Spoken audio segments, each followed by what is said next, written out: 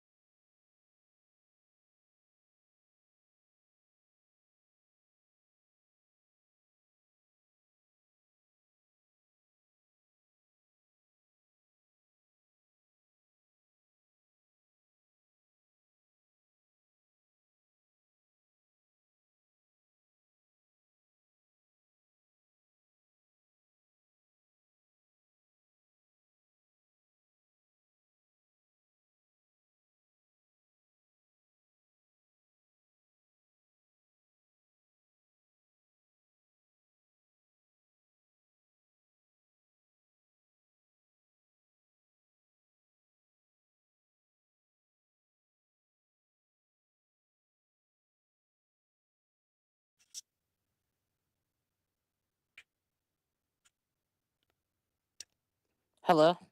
hey, Big Papa. Hi, you're breaking up a little bit. Okay, hold on. Let me turn off this thing. Um, okay. Yeah, I guess that doesn't work. How's that sound? Better. Okay. 100% better. What about this? How's this sound? Good. Okay, cool. All right. We are live on X and YouTube currently. How you doing? I'm doing all right. Um, Hello, everyone. Welcome to the Truth, Power, and Perspectives podcast. We are your lovely co hosts, Big Papa and Jay. Yes, indeed. We have entered into the month of July. Um, July the 4th is this week, which is the independence that America received for our quote unquote freedom. Freedom for who? Who's And free? well, that's what I'm saying. Maybe Mm, somebody was free at some point. right. um, but yeah, so happy start of July, you guys. Yes. Thank you so much for bringing us in. It's been quite a year. We're already over the halfway mark for the year.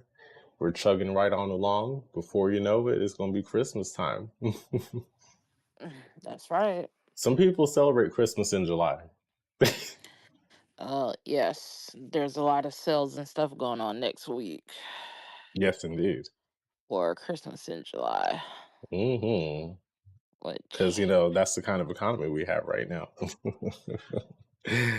right. Well, Hey, somebody's got it. I think that would be very interesting for us to see the reports after next week to Hmm. see if they report any difference in buying like Amazon and Walmart, those type of places. Yeah, no, I agree. I think that would be interesting to see what, the numbers end up looking like given the news of the year and tariff news and what may or may not happen. There's just a lot of speculation. So, yeah, it'll be interesting to see what actually comes of it when all the So of dust course, settles.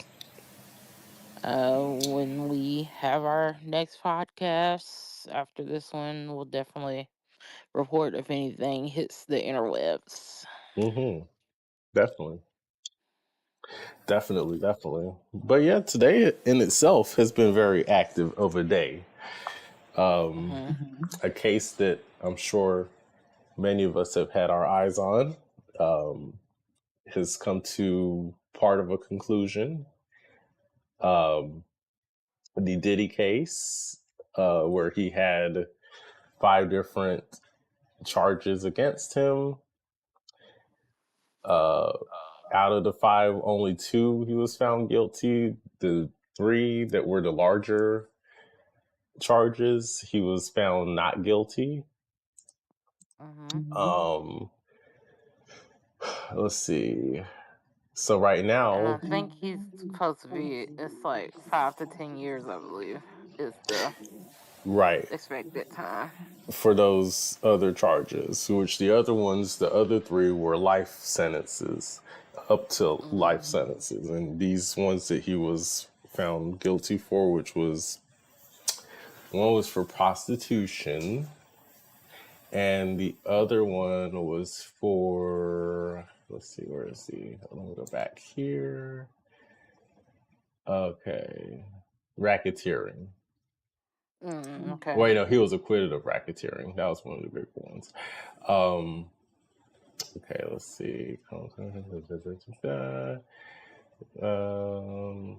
Oh yeah, he reacted like crazy. Um, mhm. Right now, he's waiting to get out of prison. He's trying to like see if they will let him out, but it doesn't seem like the judge is going to let him out. Yes, Um, I have seen that they denied him bond to get out. So, which I think that's crazy. for until sentencing, and Yeah, yeah, that's just wild. Like I think they should. He's already served time. I think he's been in jail since what, September of last year. He's been in jail has for it a been that while. long? Let me see. Let me Google how long has Diddy been in jail. Oh, look, that's some people been asking. Yeah, he was arrested in September 2024. Oh, okay. So yeah, he's been in there for a minute. Eh, Well, now that the case is over with, it will be interesting to see which one of the jurors opened their mouth first. Normally, it's to whoever can pay the most mhm. to get the information. So we haven't seen a juror speak out yet regarding it, but you know, if I was a juror in the case, I would hold out until, you know, the biggest offer is sent to me, as well as I would be writing a book as well. Interesting. Okay. I would, simply because I mean it's a big case, and Hmm.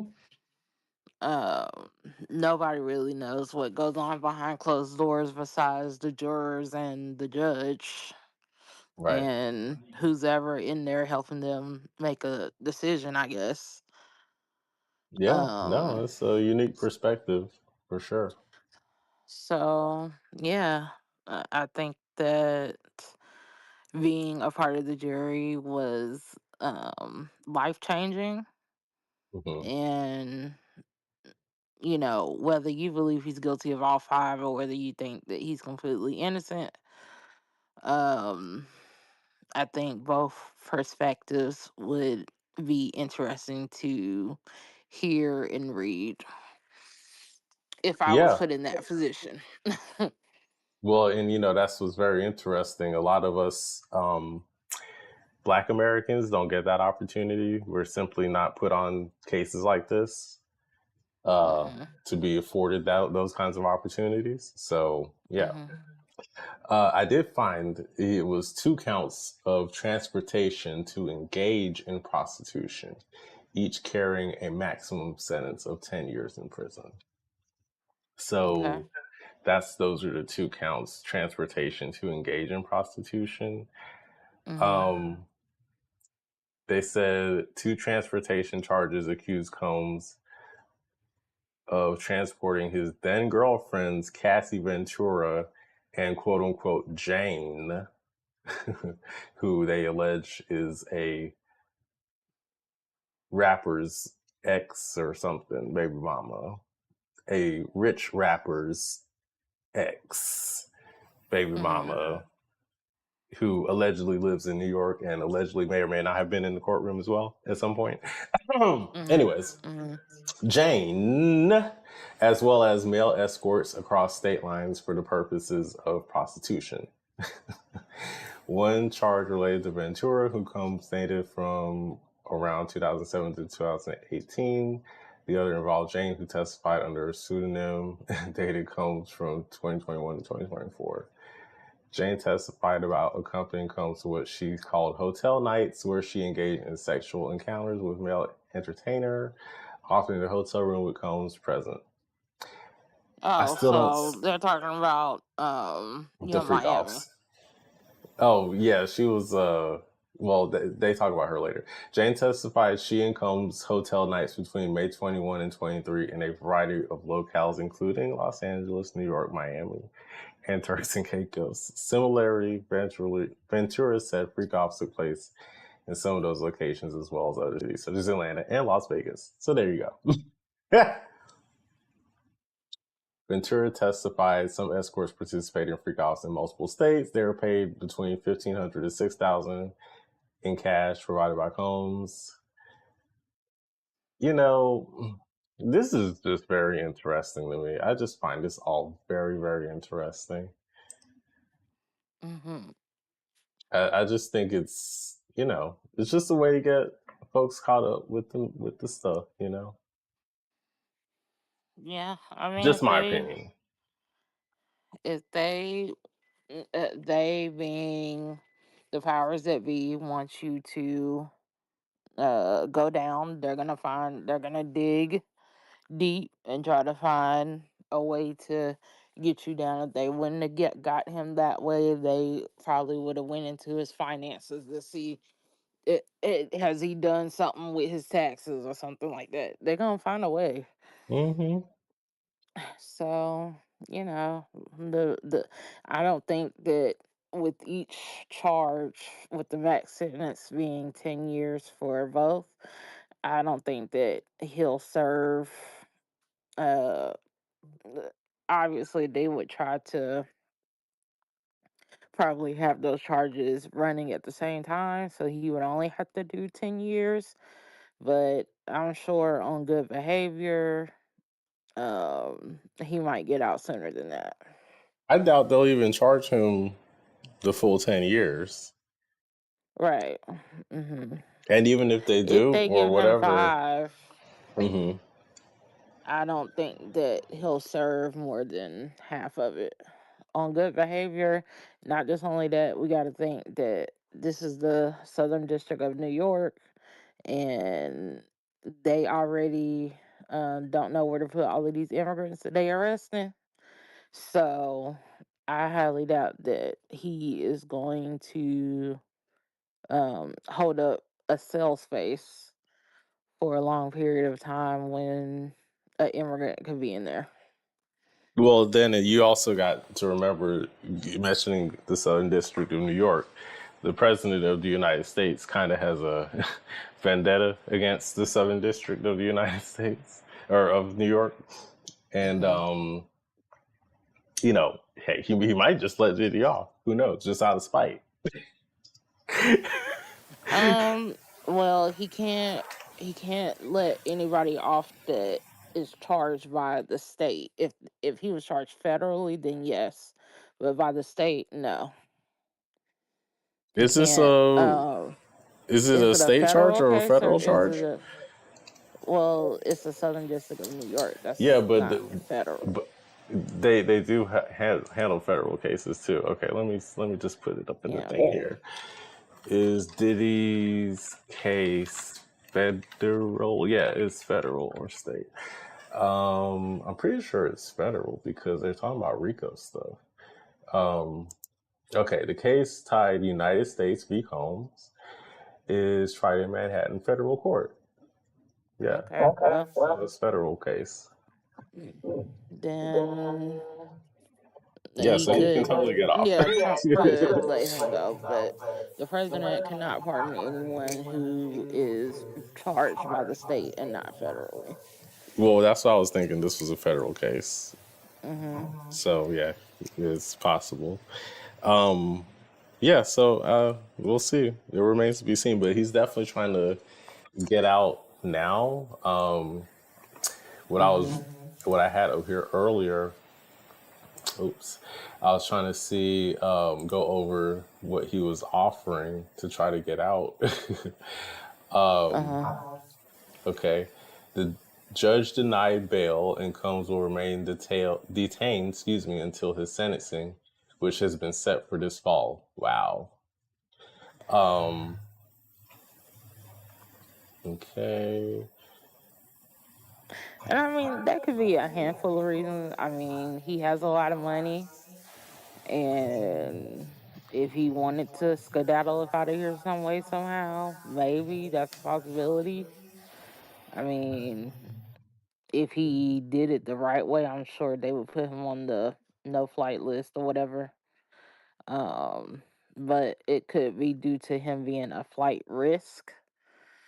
Um, why they're not allowing him to be on bond, or they could just be concerned that he's itching for another freak off. I mean, But I even then, uh, I'm sorry. Go ahead. no, I was just gonna say I don't think he's a flight risk because you got to remember he's pretty much turned himself in, so he knew what was coming, and it wasn't like he was trying to get out of Dodge, right? Like he was in New York when Well, they no, he arrested him. wasn't trying to get out of Dodge, but he didn't like walk into a federal facility and say, "Okay, I'm here. Y'all arrest me." No, No, he was but he walking knew it into was like a coming. hotel. Right, Yeah, and he he knew it was was he coming. was in New York, so it was like, yeah, I'm already here. Like y'all just gotta come pick me up. Hmm. Would you just go say I'm gonna go walk? Hell no, y'all gonna have to come get me. I'm gonna make it easy though. I'll be in town. Okay, but I ain't about to just walk up in this bitch. You understand? No, but yeah, I don't Hmm. think he's a flight risk. I think that again, I think they're just doing all this for show. I really do. Okay.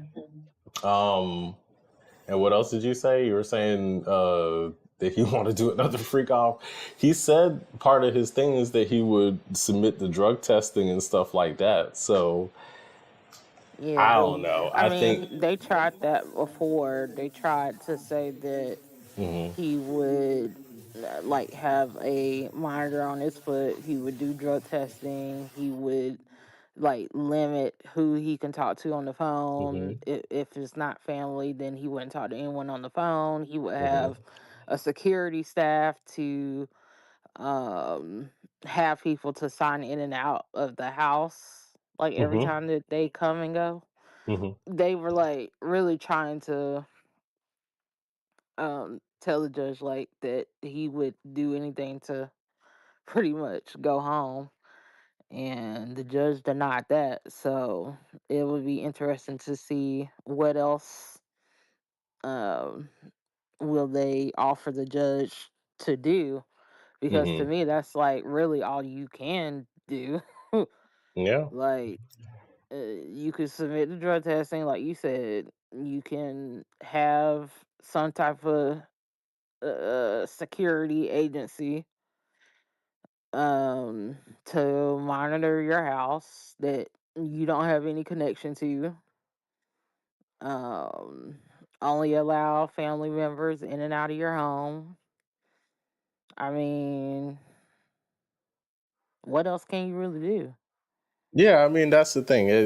That's where I go back to it just being all for show, in my opinion, because it obviously he cares about his freedom and he don't want to be in the prison no more. And he already got acquitted of the bigger charges. I don't think he would Right. risk, like I don't think he would risk screwing up when he's already on a roll. But I could be wrong. Whatever. Yeah.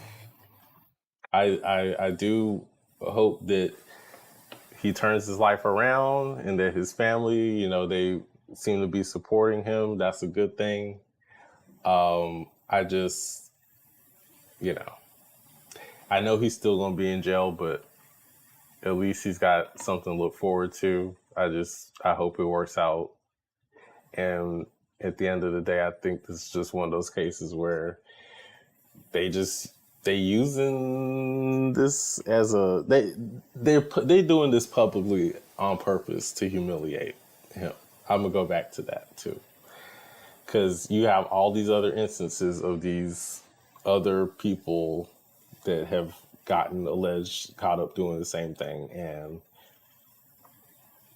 they don't they ain't even having to sit up in a jail like that till they get Hmm. sentenced and stuff. So I don't agree with that. Well, time will tell. Yeah, that's What it. the judge will decide, um,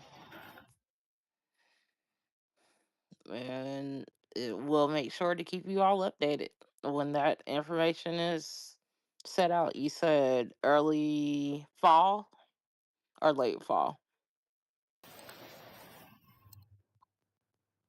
Sorry, I was on mute. Yeah, it's in. It just says fall. That's where I Oh, saw. okay. Okay. So So I yeah, guess we'll we'll keep find you out guys more. updated. Yeah, we'll keep We'll keep have y'all to posted on put a that. pin in that story. Okay. Um. So yeah, Alligator Alcatraz. What's up with that? Well, I know that Trump was doing a lot of like interviews and stuff yesterday regarding Alcatraz. The press secretary talked about it this morning to the press. Basically, Alcatraz is a prison that's was shut down for a while. Is that right? Due to the building needed like upgrades and stuff. Like like Um, Alcatraz. You talking about? well, the one in Florida, yeah, that one. Oh, this place was like originally supposed to be like something else. Oh, okay, all right. Yeah. Well, the Alligator Alcatraz is one way in and one way out. It's to house 5,000 undocumented immigrants who have crossed the border illegally. Um, and it is to be surrounded with alligators and anacondas.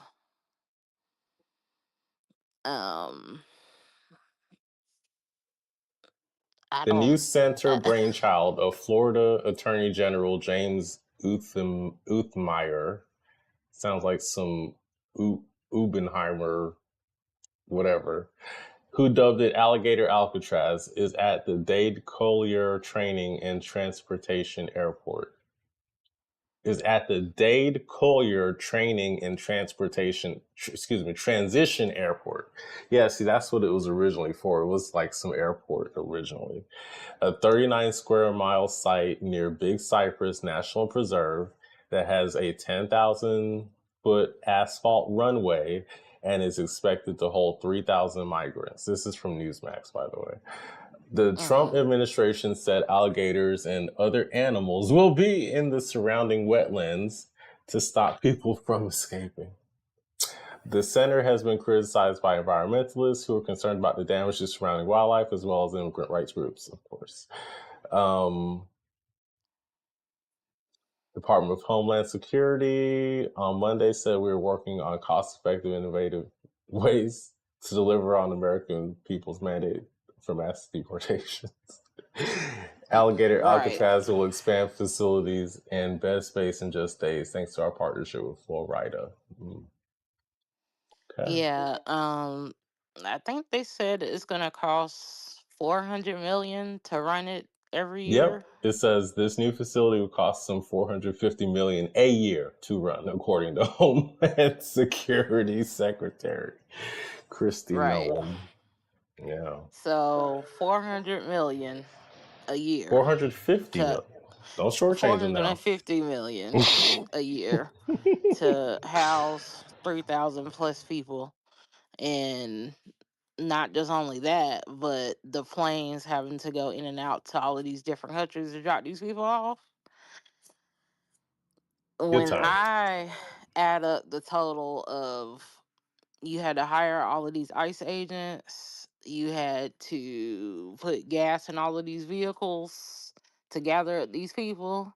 You're having to upgrade buildings, put rooms and stuff in these buildings, and obviously these people are not being put in safe conditions. People are dying in these immigrant facilities. Someone has just died this week in the immigrant facility, and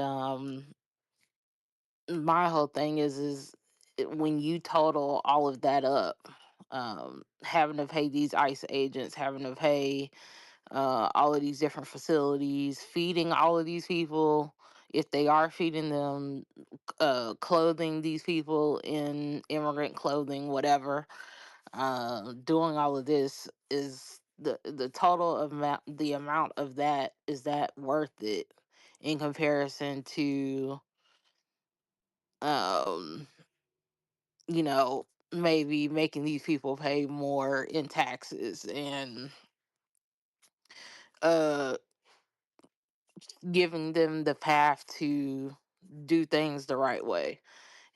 Which one is more cost effective, to gather up all of these people and send them out, or would it have been more cost effective to, yes, close the border, but the ones who are here, give them a path to citizenship, or charge them more taxes to be here? Well, see, the problem that I think that is with that, right? You have people who have come into the country legally that are still waiting to become citizens, right? Um, and then you have the people who decided to skip the line and do what they did to get here, right? So, what are you going to do about the people that have been waiting and did things the right way? Well, what I'm saying is that well, if we have $450 million to house these people per year, Hmm. then that same 450 million could have been used to speed up the process for the ones who are doing things legally, and the ones who aren't, um obviously give them penalties, but start the process of these people, you know, getting their documents right and stuff. And that would probably include hiring staff for people to document all of these people, you know, um just But take see, the steps that needs to be taken. I think you just uncovered something that really lies the huge problem with the immigrant problem, migration, naturalization issue in America, trying to become a citizen in America. The system is rigged. You either have to pretty much marry a U.S. citizen, come over here on some type of work visa, or be like a doctor or some kind of Or a engineer student. or student, right? So that's where, what about everybody else? But that's just the system problem. That's a systematic problem. That's something that our elected officials that we vote for should have been doing something about this, but they haven't. They've purposefully done nothing about it year after year after year until, we got to the point where things are so in your face with the corruption that they're so beholden to these corporations that said, hey, let all of these people in because we need cheap labor. Then now they're like, oh, well, yeah, it's just, it's a policy problem. And until America actually solves its original sin, I don't think any of these other things are going to be coming to any kind of light, if that makes sense. Right. I understand. I guess just my question was, when you multiply 450 million times the 4 years that he's in office, that's, we're at over $1 billion, And see, that's where I'm you know? getting to. My point is, reparations would be a lot cheaper, wouldn't it? Yeah, Right. you already know, but So, that's but at a but tune that's of. over a trillion, right? But here we are. Here we are. This is where we are. It's either you pay now or you pay later, right? So Mm-hmm. either way, you're gonna pay. So where is the outrage when you talk about how much money per year you're gonna spend doing something like this? But then when you talk about the conversation of reparations, people get real butthurt about that. But they'd rather spend Mm-hmm. $450 million a year getting rid of illegals when the problem isn't the people, it's the policy. And you also have Mm-hmm. the policy of benign neglect by both parties in the United States of not doing anything for foundational freedmen, black folks of America, descendants Mm-hmm. of freedmen. So, you know, when black folks were trying to tell people, especially these folks here, the ones that's getting deported, hey, you may not want to vote for him. They didn't believe in that. So now they are in the situation that they find themselves in.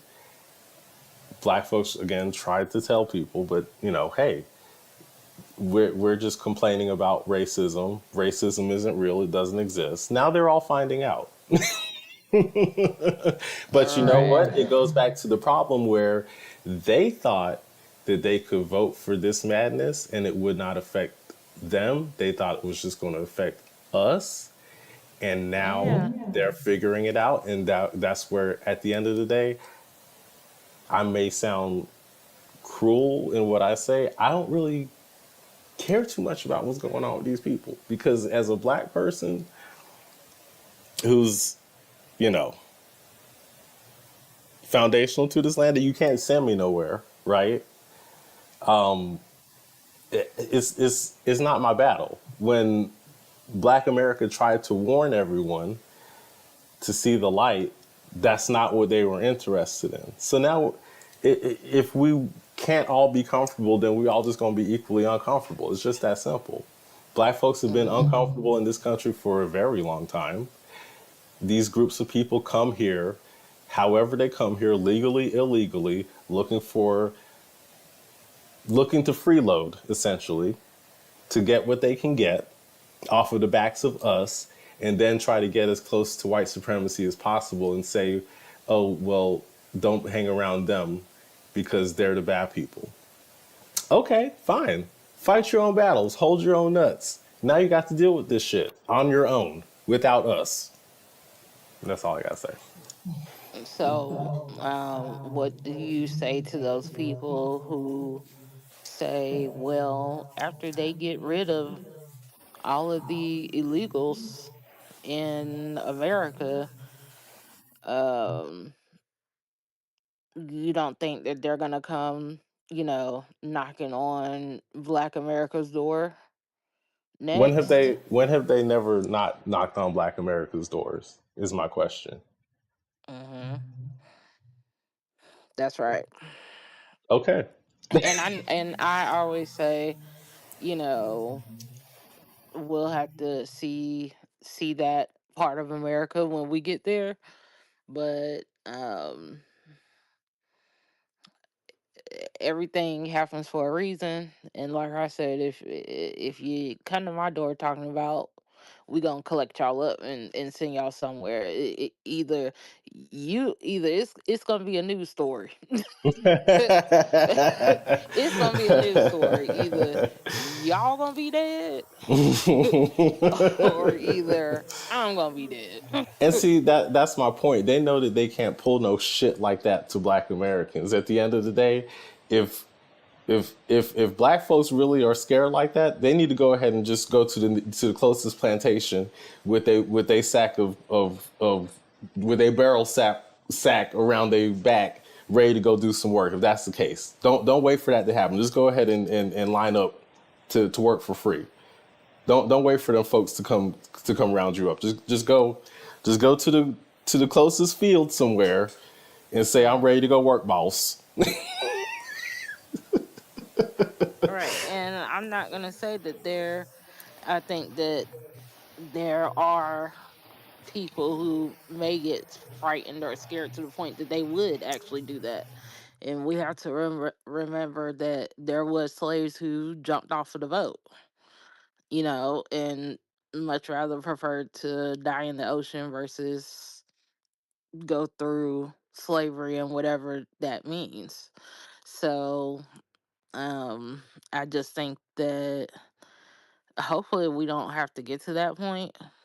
Um, but I mean, even with this immigration stuff going on, we still, even in the big beautiful bill, we're still not seeing any policy about immigration. Hmm. And that's supposed to be the biggest thing. Well, I mean, if I would think that if you all are fighting so hard to get all of these immigrants out and your response is do it the legal way, well, why aren't you all creating a bill or something to allow people to do it the legal way and not make them wait years and years to become legalized? So, you know, it's just very the whole thing is very interesting. Yeah. I just pulled up a PBS.org article from June 25th of this year. Four ways Trump's big bill could change the U.S. immigration system. Excuse me, the wall. What the bill says. The bill sets aside 46.5 billion for what the House Homeland Security Committee calls integrated border barrier system, including fencing, water barriers, law enforcement, access roads, and technology like movement sensors. Um, Building the wall has long been one of Trump's signature promises, but its impacts beyond political symbolism are unclear.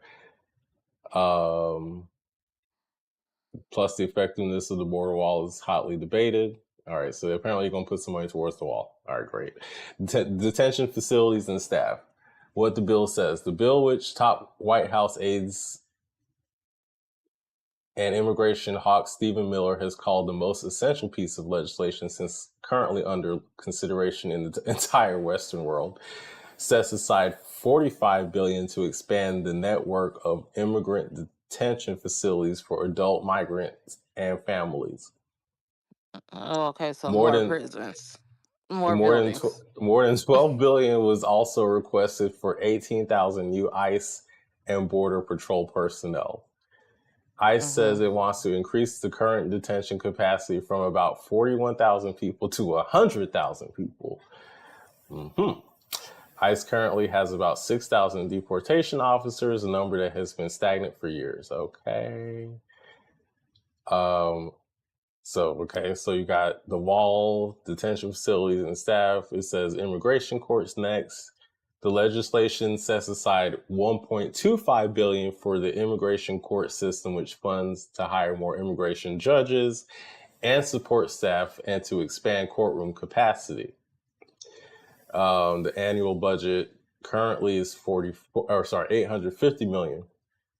The immigration court system, which has roughly 700 judges, has struggled for years with chronic understaffing and a backlog that has reached more than 3.6 million cases.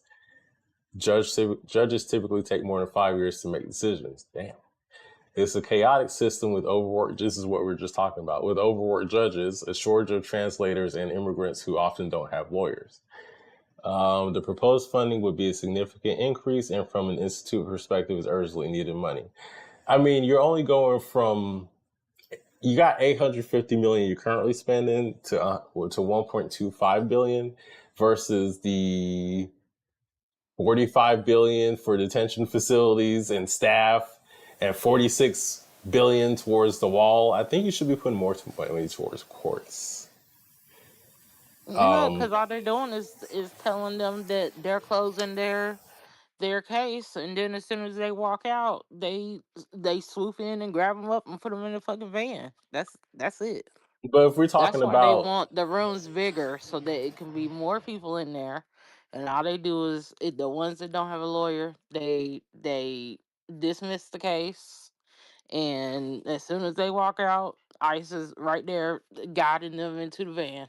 But again, if we're talking about the people that legally came here, right? Mhm. That was what we were talking about. We Mhm. said that it's a chaotic system with overworked judges, and it typically Mhm. takes more than 5 years to make a decision. That's Right. impacting people who are legally waiting to become citizens.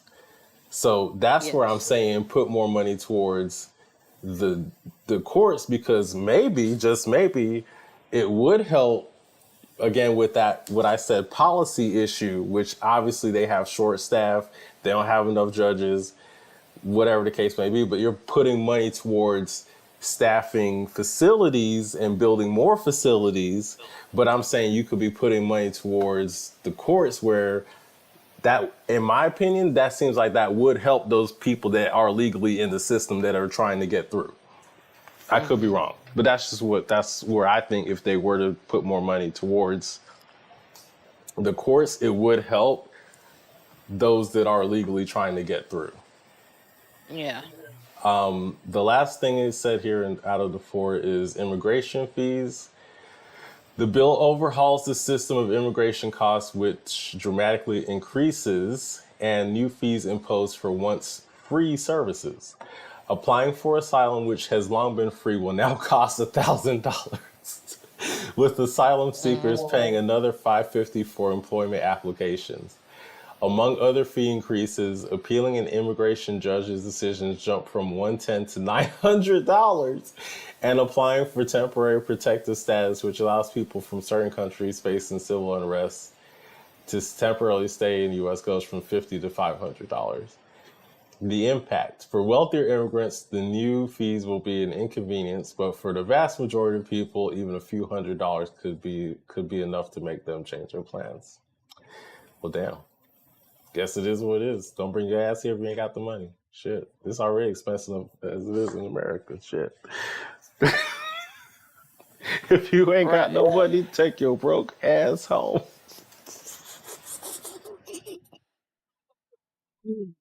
Oh, or you ain't got to go home, but you can't come here. That's for damn sure. Not unless you got some buckets and truckets. Yep. That's it. I mean, so, all right, seems like, just in summary here, they're spending money, a lot of money, towards the wall and detention facilities and staff. Not spending a lot towards the courts, and increasing the fees for any kind of support. All right. Time magazine, the big beautiful bill would pour billions into ICE's budget. Yeah, that's what we just talked about. Bill would pour 100 billion into ICE and border enforcement. Yeah, 45 billion for, yeah. That's literally what we just said. So yeah, that's hey.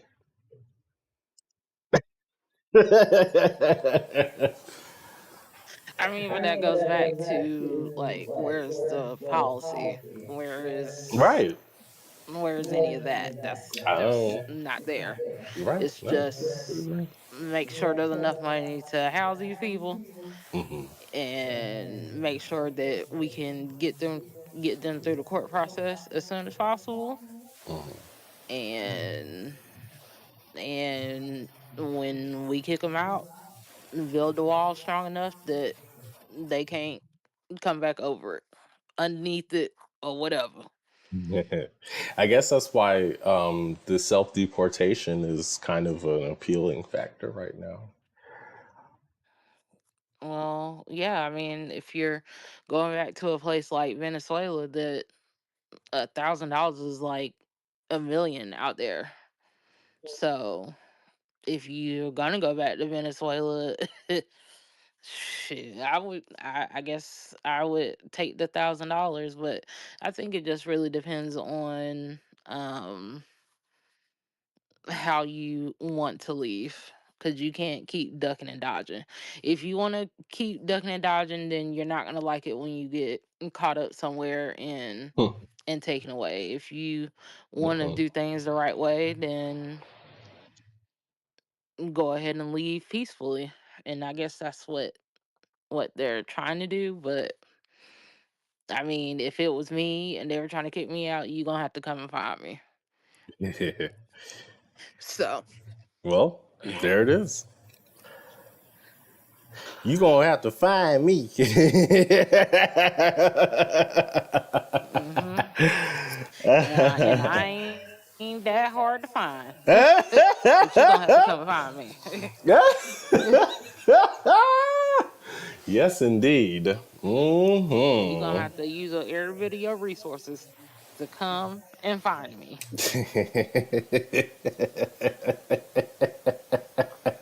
I know that's right. Okay. That's big Yep. facts. So that's going on. The next thing, I guess we can, since we did talk about the big beautiful build, and that would be the next thing of what's going on. It originally passed in the House, went to the Senate. The Senate added more things to it, made the cuts on Medicaid and other things larger, more. Um, and so now it was sent back to the House, I believe. Yeah. It looks like it And is. Oh, go ahead. but now there is a handful of Republicans who are saying that certain things in it would need to change before they would say yes to it. So, now all of this kind of sits in Mike Johnson's hands to try to do some backdoor deals and, you know, make these Republicans agree to it. Hmm. In my opinion, um, I would suggest, just from my background, I have reached out to one of my senators in my state via email, and I wrote him an email explaining, you know, how I feel about the bill and things like that. And that's, you can also call in and let your senators know how you feel. You Hmm. can look up your representative that's in your district and reach out to them, which I have done that already when the bill was first put on the floor for the House to approve. Hmm. And, I would just say, if you have grown up poor, if you have if you have experienced someone being sickly, an elder person being sick, and they're heavily dependent on Medicaid or Medicare to survive, then I would suggest reaching out to those Republicans who did agree to it and let your voice be heard. Yeah. The um Senate bill, I'm reading from CBS News. The Senate bill mhm. includes steeper Medicaid cuts, a higher increase to the debt limit, and changes the bill's green energy policies and the state and local tax deduction. When going into the Medicaid cuts, um, Republicans plan to slash Medicaid funding to help offset the tax cuts and new spending. There are some differences between the approaches. Okay, Medicaid cuts. Excuse me. About 71 million Americans are enrolled in Medicaid, according to the government's most recent data. According to a Congressional Budget Office report published late Sunday, the changes to Medicaid and the Affordable Care Act in the Senate version will result in an increase of nearly 12 million more uninsured people by 2034. The House passed version would leave slightly fewer without health insurance, nearly 11 million by 2034, mostly due to cuts to Medicaid and the Affordable Care Act. The Senate version makes 930 billion in cuts over a decade to Medicaid, Medicare, and the Affordable Care Act. The House passed bill includes nearly 800 billion in cuts. Work requirements. Both versions include new work requirements for the popular entitlement program that provides government-sponsored health care for low-income Americans and people with disabilities. They require adults to work, volunteer, or study 80 hours a month to qualify for enrollment unless they have an exception. The House passed bill includes work requirements that would apply to childless Medicaid recipients without disabilities between ages of 19 and 64. Beginning no later than 2026, there are exemptions for caregivers, for dependent children, or for pregnant women, among others. The Senate version expands the House bill by requiring parents of children over the age of 14 to work. The House and Senate Both the House and Senate would require Medicaid recipients to prove their eligibility twice a year instead of annually. Home equity in Medicaid. Applicants won't qualify for Medicaid if their home equity is valued more than $1 million. Okay. Preventing Medicaid payments to dead people. Approved an amendment to move up Medicaid eligibility verification. Aimed at preventing payments for people who are deceased. Provider taxes. States can boost federal Medicaid contributions to their states by what's known as provider tax, often levying taxes on healthcare providers, which raises the overall cost of service and therefore increases the portion reimbursed by the state. The measure aims to lower federal costs by freezing states' provider taxes at current rates and prohibiting them from establishing new provider taxes. But their Senate counterparts want to incrementally lower provider taxes from 6% to 3.5% by 2032 in states that expanded Medicaid under the ACA. 40 states have adopted Medicaid expansion. The federal government portion for those covered through traditional Medicaid can range from 50% to 80%. Senate Republicans also added a $25 billion fund to help rural hospitals after some GOP senators expressed concern about how they could be affected by the change to provider taxes. Okay. Gender transition care. The House bill prohibits federal Medicaid funding from covering gender transition services for children and adults, including hormone therapy and puberty blocker. Okay.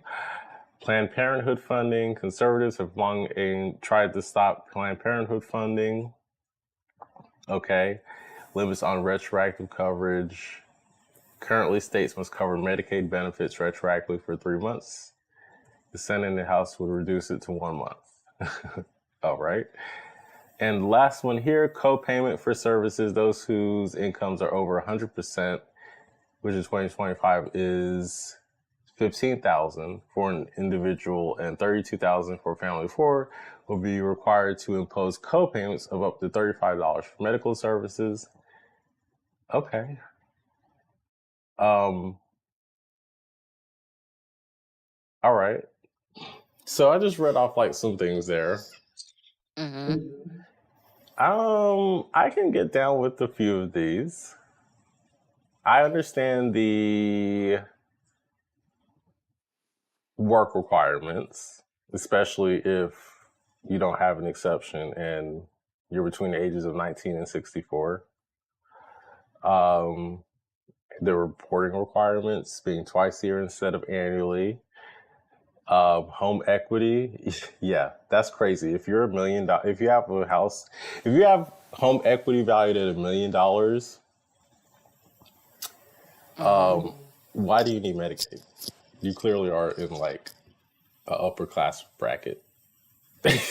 I mean, well, I would say, uh, if your home is valued at $1 million, the only way that I could see where you could be approved for Medicaid is because you got some type of home loan, or you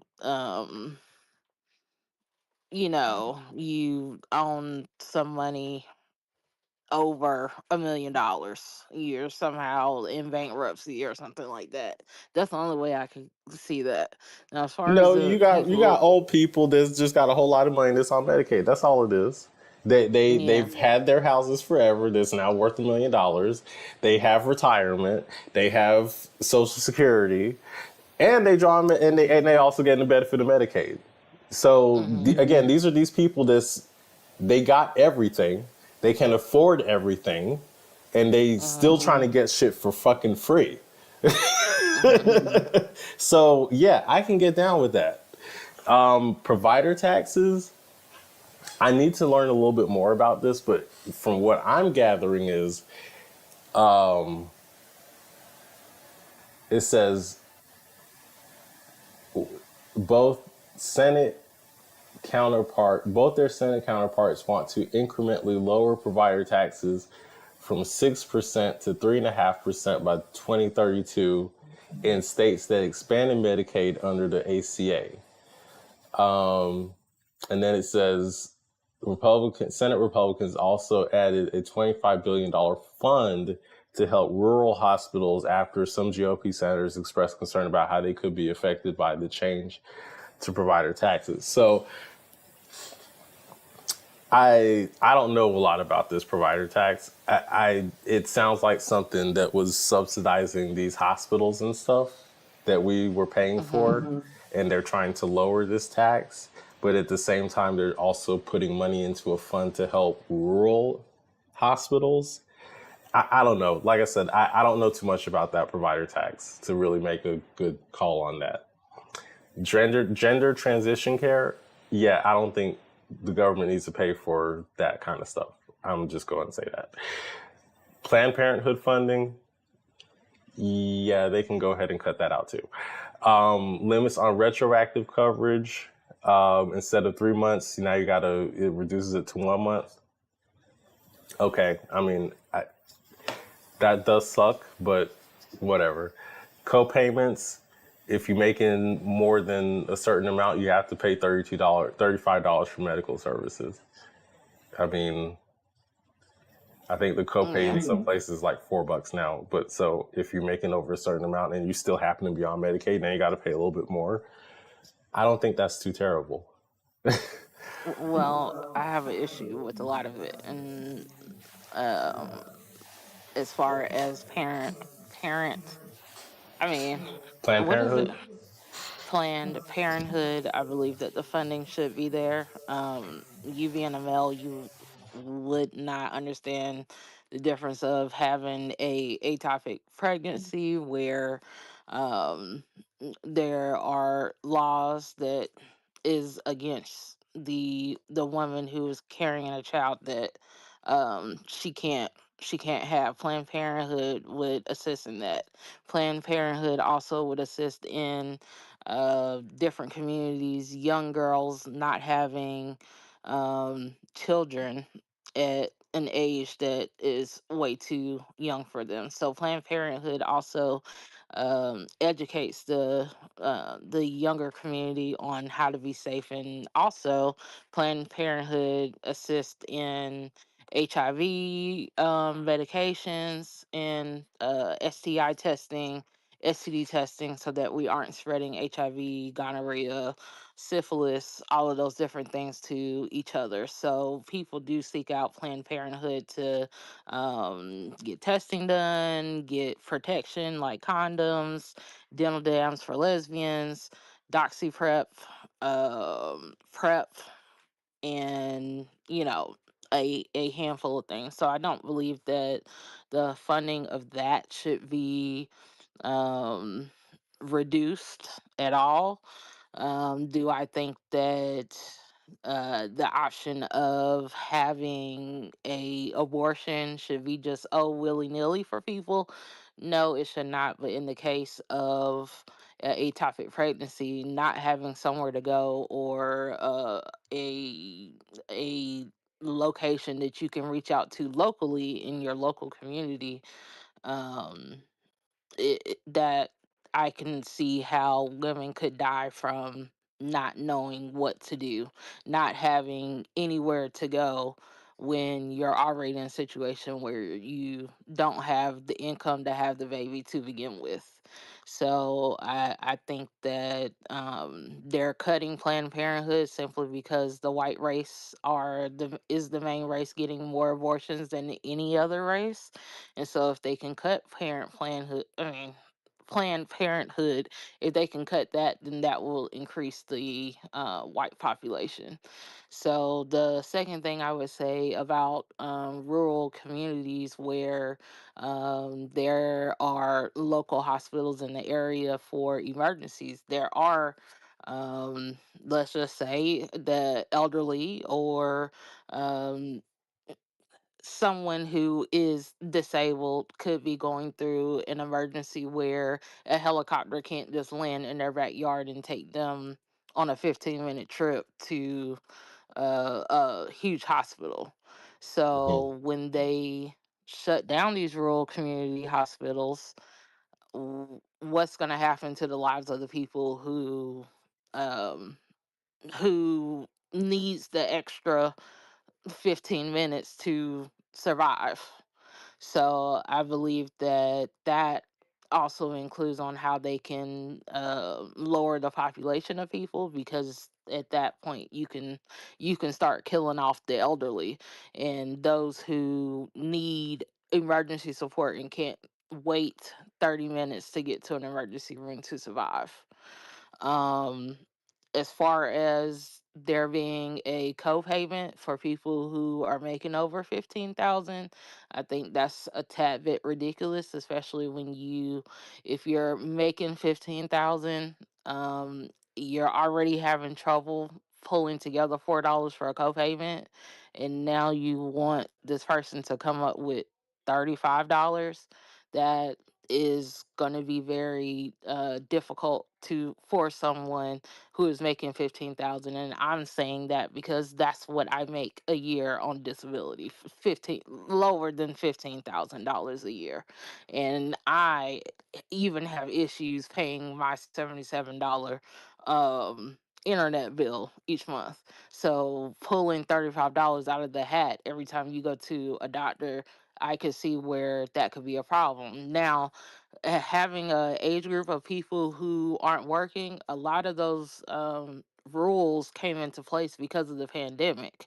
And so the pandemic allowed these people who weren't working, because during the pandemic people weren't working, to get Medicaid. But my question is what are going to be the steps to prove that you should get a waiver?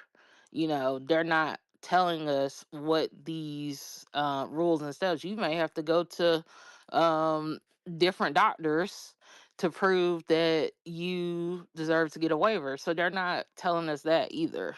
you know so I think that when it comes to, I mean, also when we think about Medicaid, we have to think about these adult homes that have elderly or older people in them, maybe those with disabilities where their parents have died off and they don't have anyone to take care of them. So those type of group homes for men or group homes for women with disabilities, Medicaid is what pays for those beds in those group homes. So that's going to be an end result of either us seeing elderly people, sickly people on the homeless, intense, on drugs, whatever, to try to get some type of help. And no, do I think people should be just surviving off of Medicaid? No, but some people are put into certain situations um where they can't do for themselves and the state has to do for themselves. So if you're taking money from what the state uses to take care of these people, where are these people going? Because they've worked their whole life, or either they've been on this assistance their whole life, and now you want to cut these people from it. So I think that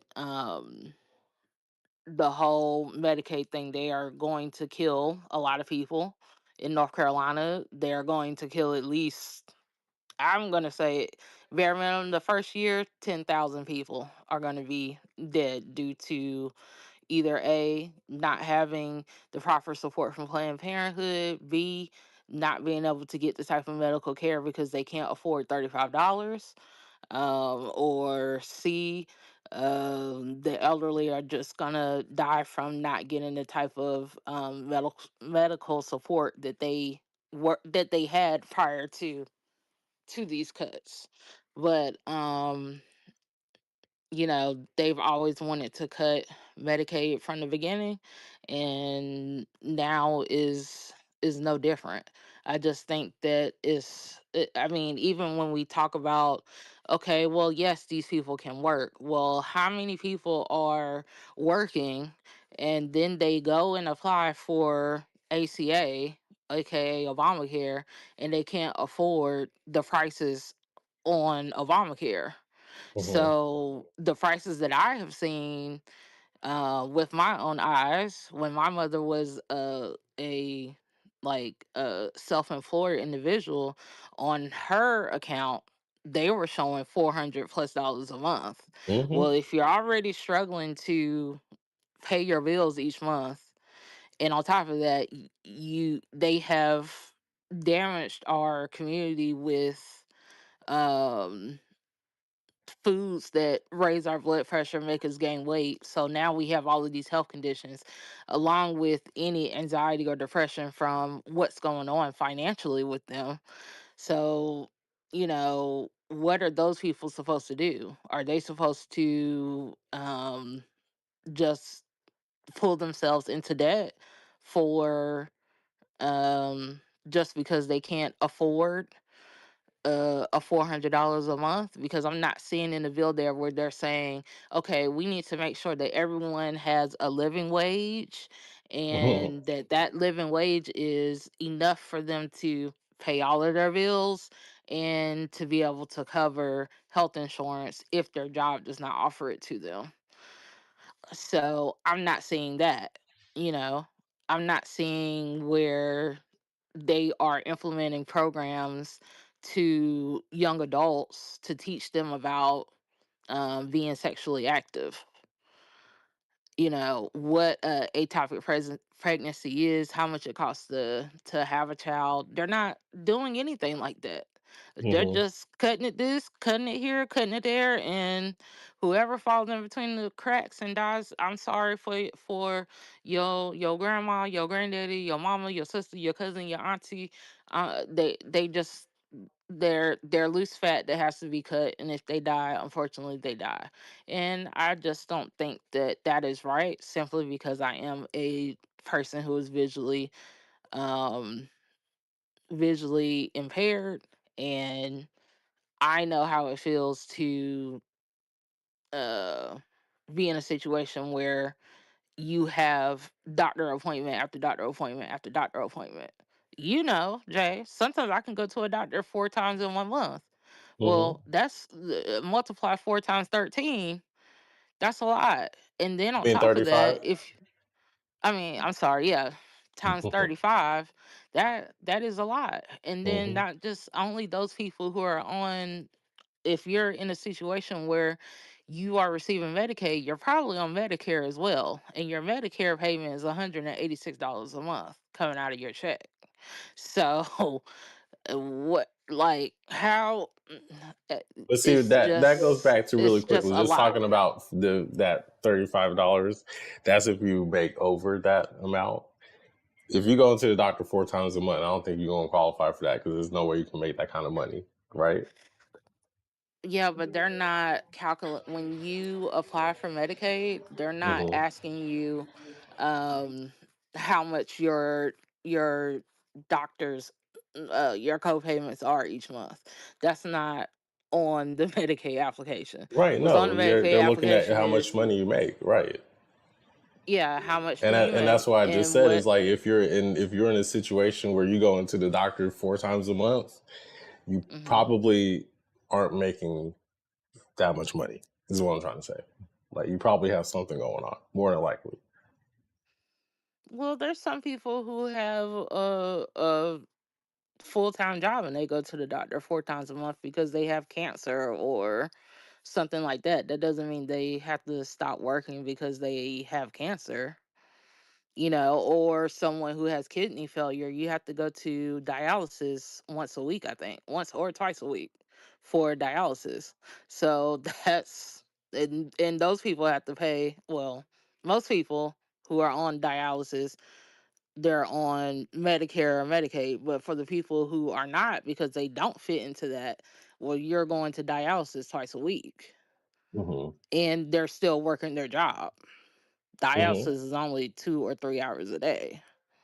Yeah. No, I mean, So, it's just it's a sticky situation to me because if you, let's just say you have a job at McDonald's, you are able to work, but you have a medical condition that requires you to go back and forth to the doctor, be hmm. it a woman doctor, the eye doctor, the your PCP, because you got to get labs or something done each month. Well, number one, you got to be able to get off of work, but number two, how are you going to be able to afford to go to the doctor? So that's going to prevent people from wanting to go to the doctor to begin with and not get their problems addressed. And I think that goes back to why black people as a whole at one point pushed away therapy,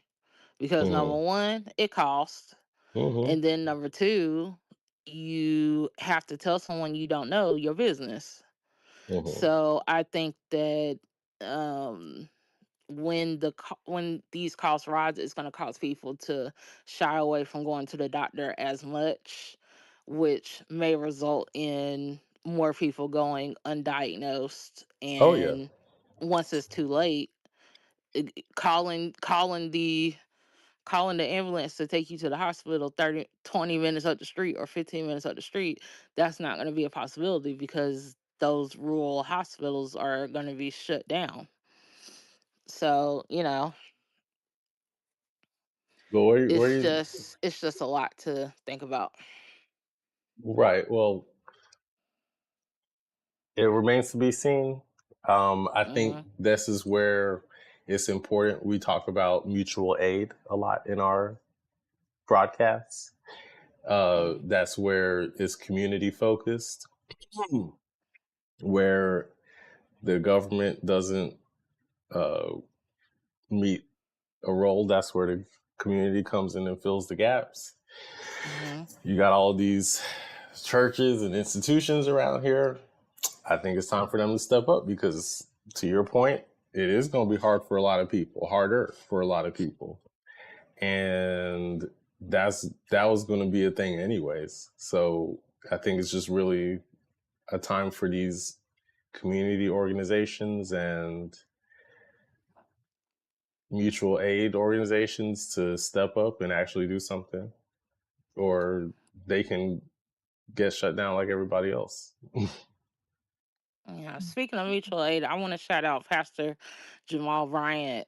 I don't Ugh, know which city and state that he's in, but he he's in did. Atlanta. l- Okay, so he did last week give out scholarships to young black men from age 18 to 21, I believe. So shout out to him for passing out those scholarships to anyone who brought their sons out to the church last weekend. So congratulations to those men who were able to receive scholarships, and I hope that you're able to use that to either do a trade or get into college. Okay. Well, we are at an hour. Okay. Okay. Well, so we're gonna leave the episode at Everything is still to be seen. There's Mm-hmm. going to be a pin in the hat for what happens with the big beautiful bill. Hmm. There's a pin in the hat for, what did we say? Immigration. Diddy. Oh, Diddy. Yeah, Hmm. so there's a pin in the hat for that. And we did not we didn't did we talk about the that Jacoby guy that was murdered? No. That might have been the last podcast. Yeah, that we did last time. Okay. So yeah, so we're Was there any still new news keeping on our. that one? Okay. No, I don't think there is any new news on that, but Mm. I just wanted to make sure that we did bring that up. Yeah. So we're still waiting on details from that situation as well. Hmm. So let's see. Is there anything else? No, no, I don't have anything else to add at this time. Okay. Yeah, I don't think there's anything to add from here. So we want to thank you all for listening to our podcast. If you are listening to us on YouTube, go ahead and hit that like button. Go ahead and tap that bell for us so you can be notified when we go live. Hmm. If you are not subscribed, go ahead and hit that subscribe button. It is free. Share out this Hmm. podcast to your friends and family, and let's continue the conversation in the comments. Please go ahead and drop a comment down under our YouTube video, and either I or Jay will respond back to you. Hmm. If you are listening on X, go ahead and follow the Truth, Power, and Perspectives page on all Yes, socials.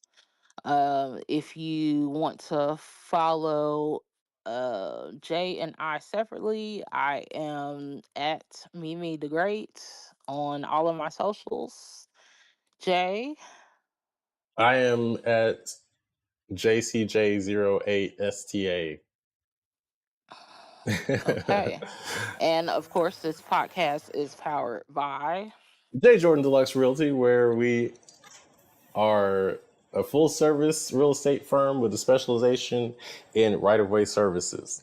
Reach out to us at jjdeluxerealty.com and schedule your call today. Okay, well, until next time. Until next time. Bye. Bye.